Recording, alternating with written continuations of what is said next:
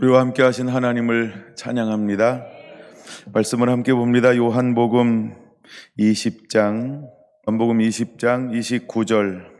예수께서 이르시되 너는 나를 본고로 믿느냐?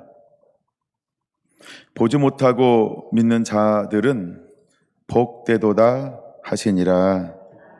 아멘. 빈무덤의 기름 부음 네 번째입니다. 예수님은 우리를 위하여 이 땅 가운데 오셨고 우리를 너무너무 사랑하셔서 잃어버렸던 모든 것들을 회복하기 위하여 그 값을 죽음으로 치르셨습니다.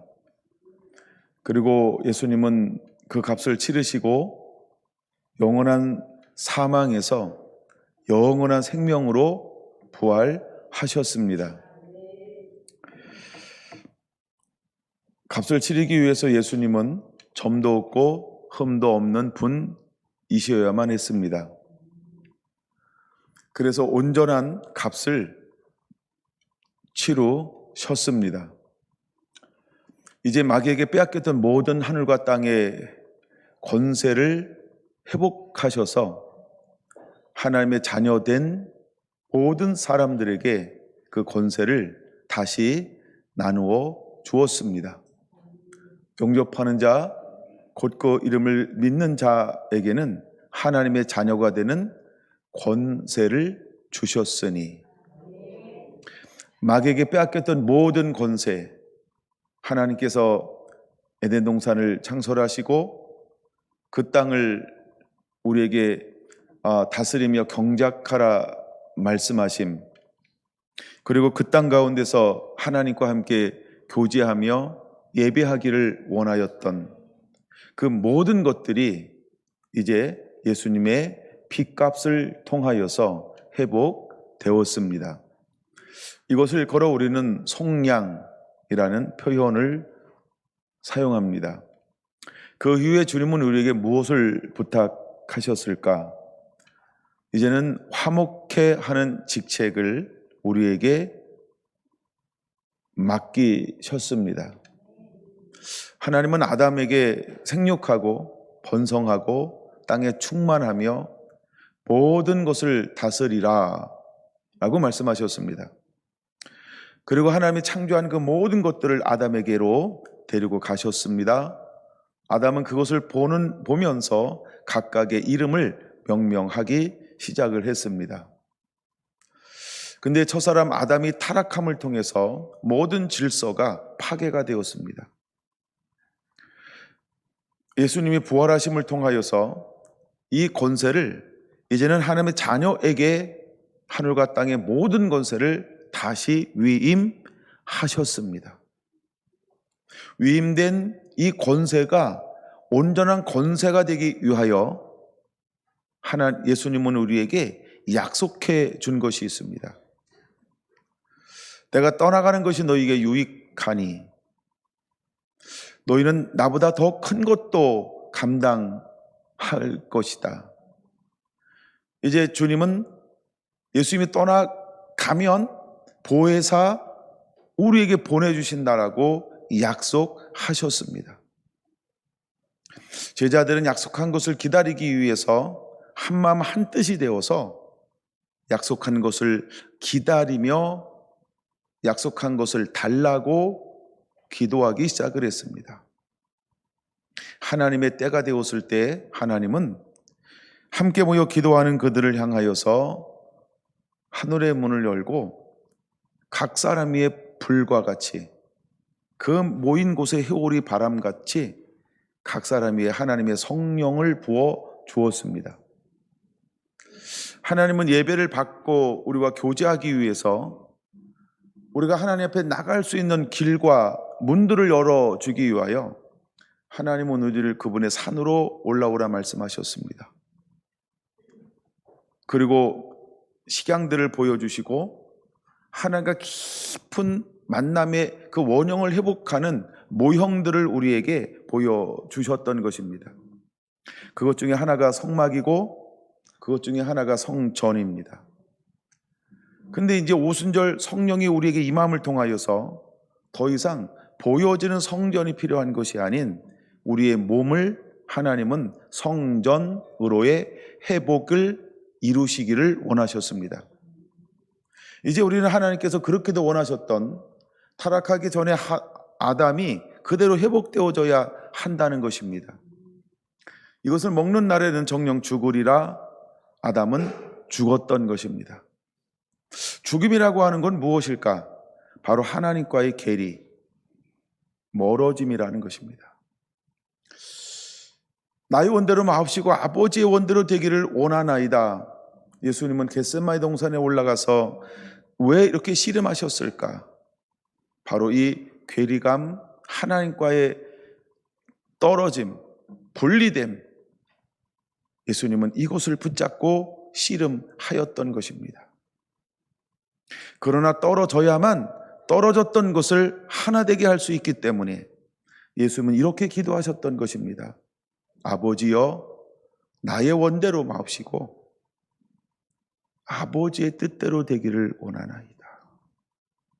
그는 기꺼이 하나님과의 죄 없이 분리됨을 경험하는 것을 통하여서 잃어버렸던 모든 것을 예수님은 회복하는 길을 놓으셨던 것입니다.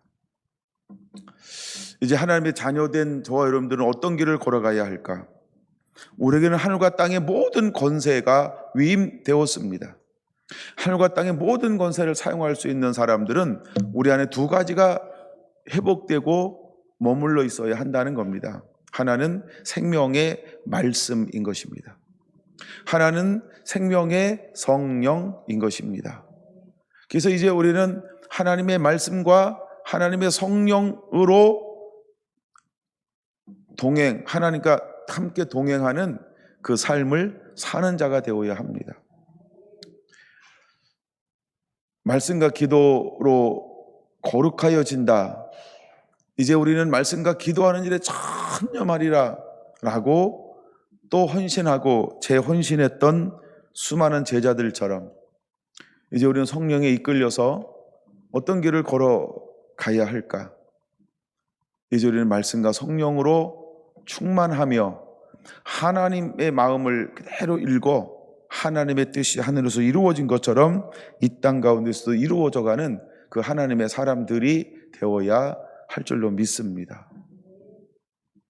부활하신 예수님은 제자들에게 찾아오셨습니다. 예수님의 무덤은 빈 무덤이어야 합니다. 오늘은 그 네 번째인데요. 이 빈 무덤 속에서 우리에게 무엇을 주기를 원할까? 그분은 제자들에게 오셔서 이렇게 말씀하셨다는 것입니다. 평강이 있을지어다. 그리고 그들을 향하여 숨을 내쉬며 22절 성령을 받으라. 이제 주님은 우리에게 성령을 부어주기를 원하셨습니다. 근데 그 날이 바로 오순절이었던 것입니다. 오순절날 성령을 받으면 이제 우리는 어떤 삶을 살아가게 될 것인가? 23절인 것입니다. 같이 한번 읽어볼까요? 너희가 누구의 죄든지 사하면 사여질 것이요 누구의 죄든지 그대로 두면 그대로 있으리라. 예수님의 제사함의 권세를 가졌고 예수님은 제사함의 권세를 사용하셨던 것입니다. 꼭 그런 건 아니지만 한번 여러분 생각해 보시기 바랍니다. 예수님께서 이 땅 가운데 오셔서 수많은 병자들을 고쳤던 것입니다. 예수님이 땅 가운데 오셔서 수많은 귀신 들린 자들을 자유케 하셨던 것입니다. 예수님이 땅 가운데 오셔서 초자연적인 영역의 수많은 역사를 일으켰던 것입니다. 여러분 이것은 무엇의 결과일까요? 바로 23절인 것입니다. 죄를 사하면 누구의 죄든지 사하면 사하여질 것이요. 예수님은 병자들을 고치면서 꼭 전부 다 그렇게 표현한 건 아니지만 이것은 제사함의 결과라고 말씀하고 있는 것입니다. 예수님은 수많은 귀신들을 쫓아내면서 이것을 향하여 주님은 이렇게 말씀하고 있는 것입니다. 죄 사함의 결과라는 것입니다. 예수님은 수많은 초자연적인 역사와 기적과 이적을 행하면서 이것은 죄 사함의 결과라고 하는 것입니다. 이제 성령을 우리에게 주시면서 주님은 우리에게 이렇게 말씀하신 것입니다. 너희가 누구의 죄든지 사하면 사하여질 것이요 누구의 죄든지 그대로 두면 그대로 있으리라. 예수님은 12제자와 때로는 70인 제자들을 파송하셨습니다. 그리고 그들을 향하여 이렇게 말씀하셨던 것이죠. 너희를 영접하면 그곳에 머물면서 그곳에서 사역하라. 그러나 너희를 영접하지 아니하고 너희를 거부하면 너희 발에 먼지를 떨어 버리라. 여러분, 이것은 무엇을 의미하는 걸까요? 영접하는 자에게 가서 하늘의 영광을 풀어놓는 것은 누구의 죄든지 사하면 사하여질 것이요. 그래서 제자들을 영접한 그 도시와 지역과 가정에는 놀라운 제사함의 역사로 병들이 고침을 받았습니다. 귀신들이 떠나가는 역사가 일어났습니다. 하늘과 땅의 자연적 영역이 아닌 초자연적인 영역의 하늘의 은혜들이 그 도시와 지역과 가정 가운데 임하였던 것입니다. 그러나 제자들을 거부했던 도시와 가정과 마을들에 어떤 일이 벌어졌을까요? 저주가 그대로 임하는 것입니다. 그들은 여전히 병든 상태에 놓여 있었고 여전히 귀신 들림 상태에 놓여 있었고 어떠한 초자연적인 역사도 일어나지 않았다는 것입니다. 여러분, 우리가 23절을 도대체 어떻게 해석해야 될까? 너무 신학적으로 깊이 해석한다고 제대로 해석할 수 있는 것은 아닐지 모르지만, 그러나 바로 23절 성령을 가진 사람들이 나가서 하기를 원하는 것은 결국 누가복음 24장, 이사야 61장 1절에서 4절을 인용한 이 말씀이 이 땅 가운데 그대로 이루어지기를 원하고 있는 것입니다. 이제 우리는 이 빈무덤의 기름 부음, 이 기름 부음을 가지고 나아가 이제 우리는 죄 사함의 권세를 선포하는 자가 되어야 한다는 겁니다. 마지막 때가 되면 될수록 두 가지로 나눠지게 될 것입니다. 우리를 환영하는 사람, 우리를 반대하는 사람. 제가 표현을 두 가지로 했어요. 우리를 환영하는 사람, 그 다음에 뭐라고요? 우리를 반대하는 사람. 그럼 우리를 환영하는 사람이 많을까요? 반대하는 사람이 많을까요? 그러나 중요한 것은 우리에게는 무엇이 있다? 권세가 있다는 것입니다. 하늘과 땅의 모든 권세를 부활하신 예수님께서는 숨을 내쉬며 성령을 받으라 하는 동시에 우리에게 위임되어졌던 것입니다. 오순절 마가다락방에서 성령을 받았던 사람들이 나가 사역하는 동시에 그들 가운데 있었던 많은 눈 닫고 귀 먹고 우둔했던 마음이 그 전하여지는 복음 위에 열려짐을 받았습니다. 수많은 사람들이 그 마음에 찔림의 현상, 그리고 그들은 한결같이 이렇게 자복하며 회개하기에 이르렀습니다. 그러면 우리가 어찌해야 합니까? 그리고 성경은 이렇게 번역을 했습니다. 우리가 어찌할꼬. 이들은 명절이 되어서 하나님 앞에 예배를 드리러 올라왔다가 이제 복음이신 예수님을, 생명이신 빛을 경험하게 되었던 것입니다. 그리고 그들은 그렇게도 수많은 율법 속에서 보아왔던 그 실체를 그 앞에 맞닥뜨리게 되었던 것이죠. 그래서 그들은 알아들었습니다. 알아듣는 사람들 가운데 그들은 이구동성으로 하나같이 마음을 찢으며 이렇게 고백하고 있는 것입니다. 그러면 우리가 어찌할꼬? 라고 말입니다. 그 사람들에게 방법은 굉장히 쉬운 것처럼 보였습니다. 회개하고 주 예수를 임금과 구조로 로드, 주인으로 모시라는 거예요. 근데 율법의 사람들, 율법으로 자라났던 사람들 가운데 어려웠던 것 중에 하나가 뭐냐면 종교주의였다는 거예요.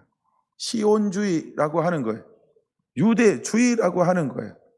잘못된 사상과 가르침으로 점철됐던 수많은 이 가치관이 베드로가 선포하는 그 복음의 빛이 그 사람들의 사고를 무너뜨리기 시작을 했습니다.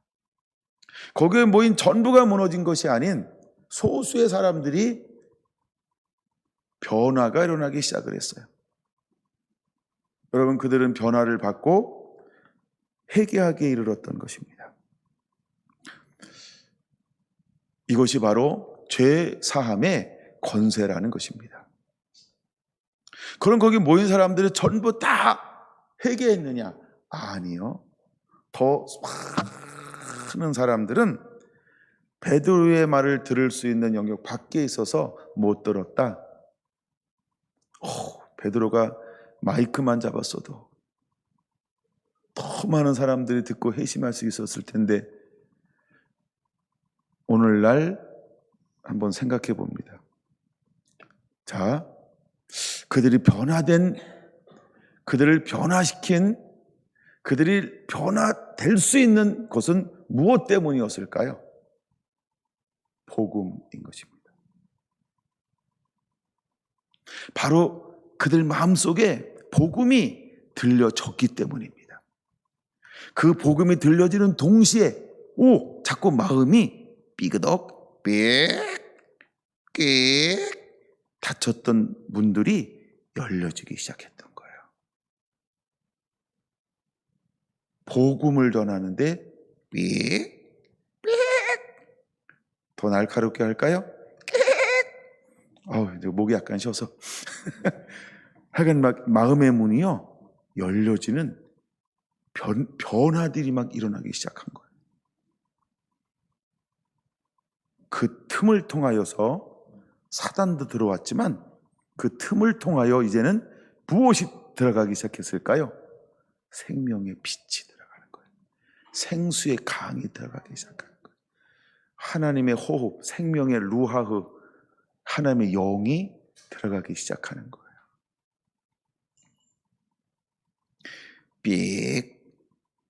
마음이 열려지는 동시에 하나님의 성령의 은혜가 그들 가운데 들어가면서 이젠 그들 스스로 역대하 7장 14절 그렇게도 하나님이 원하고 기대하고 고대하고 또 바라는 것, 회개함이 일어나기 시작하는 거예요.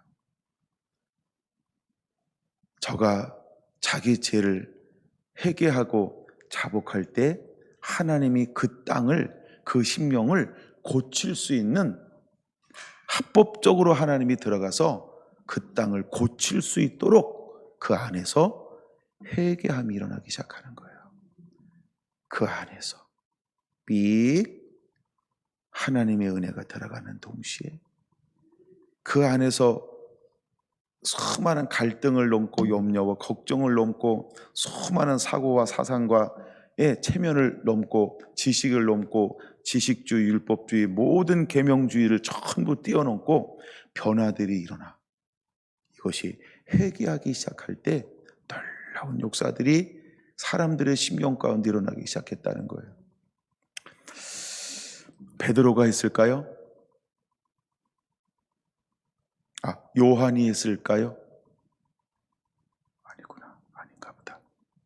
그러면 첫 번째 교회 감독 담임 목사가 누구죠? 야고보가 했을까요?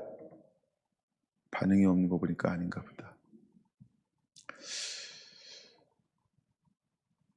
우리는 수고하고 하나님의 성령이 일하기 시작하는 거예요.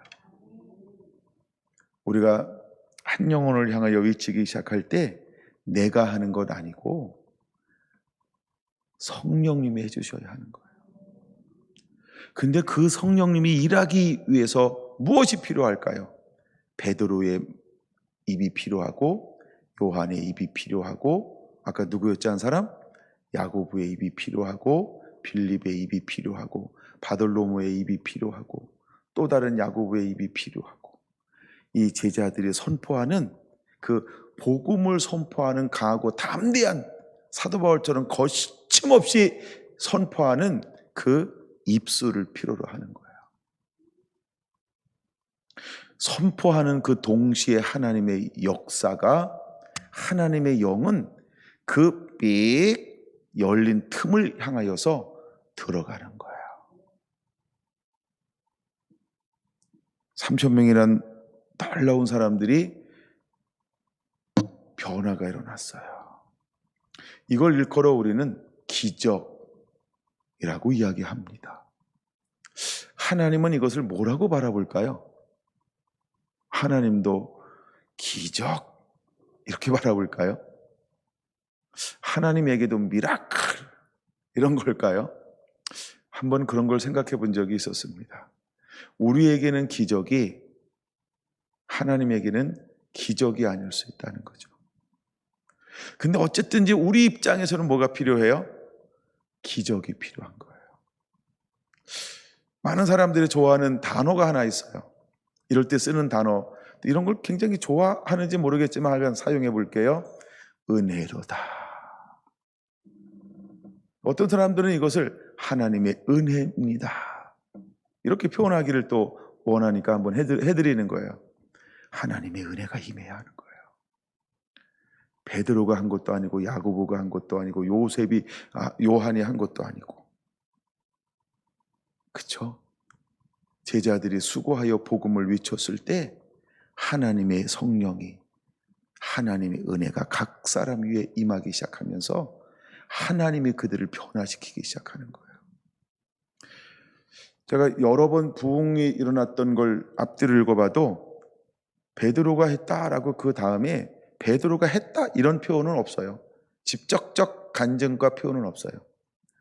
근데 베드로 후서를 읽어봐도요, 그날을 추억하면서 있잖아 내가 그날 이 사람들이 막 웅성성거리는 거야. 그래가지고 딱 가만히 들으니까 갑자기 마음속에 말씀이 뚝 임하는 거야. 형님 그게 뭐예요? 사도요 그게 어떤 말씀이었어요? 그거? 참 질문 잘하네. 요엘서의 말씀이 기억나는 거야. 이래가지고 내가 말씀이 기억나가지고 나도 모르게 성령에 붙들려가지고 선포하기 시작을 했지. 갑자기 사람들이 막 조용하더니 눈을 말똥말똥 나를 쳐다보기 시작하는 거야. 이게 웬일? 약간 당황도 하기도 했지. 근데 내 안에 나도 모르는데 처음 경험하는 건데 내 안에 계신 그 무엇인가가 계속 예수의 말씀이 기억나게 하는 거야. 에따 모르겠다 질러나 보자 하고 기억나는 걸 막 전했지. 근데 사람들의 반응이 각각 다르기 시작하는 거야. 어떤 사람들은 가슴을 치며, 어떤 사람들은 눈망울을 흘리며, 어떤 사람들은 막 하늘을 바라고, 어떤 사람들은 막 뒹굴고, 어떤 사람들은 막 환호하고, 어떤 사람들은 도망가고, 어떤 사람들은 막 이렇게 하고, 몰라 하여간 그냥 외쳤지 뭐. 이런 간증이 있을까요, 없을까요? 없다 해요. 베드로 전서나 후서 이런 거 한번 나왔으면 참 좋았을 텐데 새롭게 하소서. 잘 안 보나 보다 새롭게 하서를. 그래서 그런데 한번 간증자료도 나올 수 있고 막 이런데, 근데 베드로는 그런 간증자료 나온 적이 없다는 거예요. 그래서 이걸 이렇게 표현하는 거예요. 우리는 수고했지만 순종했지만 누가 하셨다고요? 그쵸, 성령님이. 그래서 또 이렇게 표현할 수 있는 거예요. 은혜로다. 그게 주님의 은혜로 되는 거예요. 다 맞는 말입니다. 어떻게 표현하든지 하여간 그 두 가지 표현 다 맞는 말입니다. 근데 이제 하나님은 우리에게 뭘 요구할까요?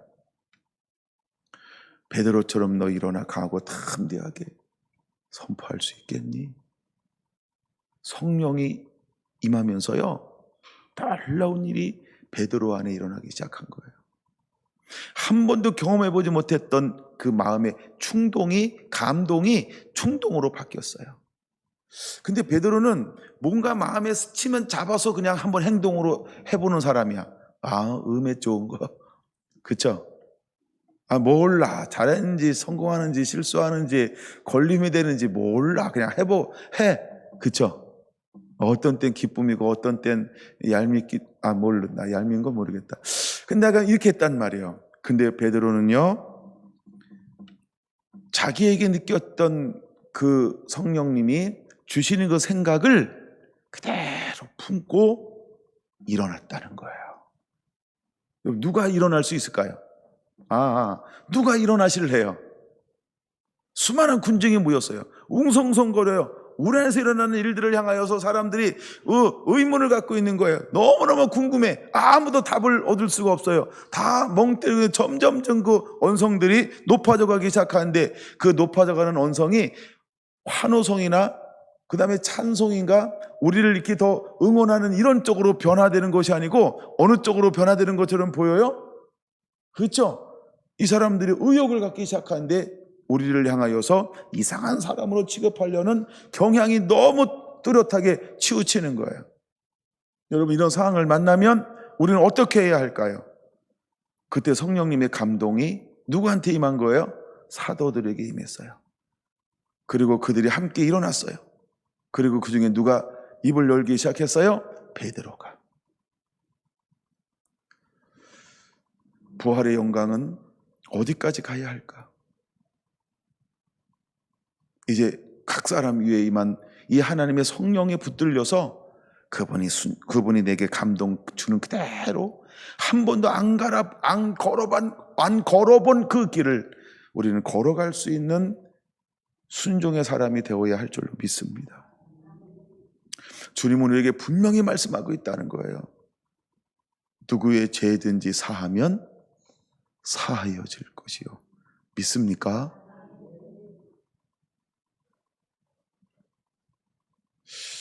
믿어 보시렵니까? 두 번째 질문은 이런 거예요. 그 사항 만나면 하실 건가요? 이렇게 질문하고 싶은 거예요. 주님은 우리에게요, 죄사함의 권세를 주었다는 거예요. 죄사함의 권세를 주었다는 거예요. 이제 하나님의 사람들이 나가서 복음을 전하고 하나님이 내게 준 것들을 그대로 흘려보내기 시작할 때 예수님에게 일어났던 것과 똑같은 일들이 막 일어나기 시작하는 거예요. 어떤 사람은요, 어떤 경우는요, 예수님보다 더 큰 것도 막 일어나기 시작하는 거예요. 이상한 건가요? 정상인가요? 이거 성경에 없네, 더 큰 거. 근데 말씀은 있죠? 더 큰 것도 하리라. 그럼 성경에 있는 것만 해야 돼요? 없는 것도 할 거예요? 없는 것도 할 거예요. 성경엔 다 기록되어진 거예요? 필요한 것만 기록해 놓은 거예요? 그렇죠? 성경에 기록되지 않은 수많은 나라와 의를 이루는 사역들이 이제는 여러분들을 통하여 하나님은 오늘날 행하기를 원하신다는 거예요. 여러분, 이 기름 부음이 여러분에게 풀어지게 되기를 원합니다. 그래서 우리는 일어나는 자가 되어야 합니다. 누구의 죄든지 사하면 사하여질 것이요, 복음이 들어가는 곳에 눌려있는 수많은 사람들 우리가 자유케 할 수 있습니다. 부흥이 일어나는 곳에 가보면 찬양이 있더라고요. 부흥이 일어나는 데 가보면 말씀이 있더라고요. 부흥이 일어나는 데 가보면 세 번째 뭘 할 것 같아요? 기도? 그럼 권사님 또 미리 권사님 되셨네. 집사님 존중해주는 마음으로 기도. 부흥이 일어나는 데 가보면 뭐가 있을까요? 그쵸. 저는 세 번째 그걸 하려고 그랬는데 약간 기도도 해서요, 초자연적인 영역이 막 일어나요. 이 부흥이 있는 곳에 가면 찬양이 있어요. 계속 찬양이 있어요. 그리고요, 말씀이 있어요. 말씀. 그리고 세 번째가 뭔지 알죠? 기도가 있어요. 기도. 네 번째가 뭐라고요? 초자연적인 역사들이 막 일어나요. 이걸 통해서 하나님 영광 받고 잃어버린 영혼들이요, 주님께로 생명으로 빛 가운데로 돌아오기 시작하는 거예요. 이걸 일컬어서 우리는 뭐라고 부르냐 하면 부흥. 이게 부흥이에요.